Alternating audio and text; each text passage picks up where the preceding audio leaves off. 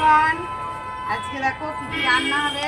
সবজি কাটতে বসে গেছি, বান্ধবীকে একটু হেল্প করছি আমি, ও রান্নাটা করবে। আমি আজকে সবজি কাটছি, পালং শাকের তরকারি হবে, এটা হবে মাছের তেল দিয়ে, আর পটল চিংড়ি হবে।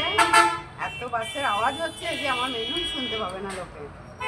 আর হবে কাতলা মাছের কালিয়া হবে, আর মুগের ডাল হবে মাছের মাথা দিয়ে, মানে মাছেরই আইটেম সব কিছু।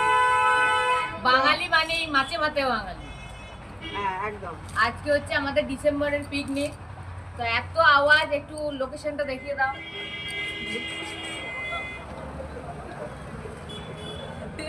তো আমাদের এখন চাঁদে জোরদার পিকনিক হচ্ছে। ডিসেম্বর এলি ওর বাড়ি একবার আসতে হয়, মানে পিকনিকের মতোই করা, যে মানে একসঙ্গে খাবো, এটা ওটা আনবো। টিফিনে হবে আমাদের ছেঁড়া পরোটা, আর বাজার থেকে নিয়ে আসবো এক্ষুনি।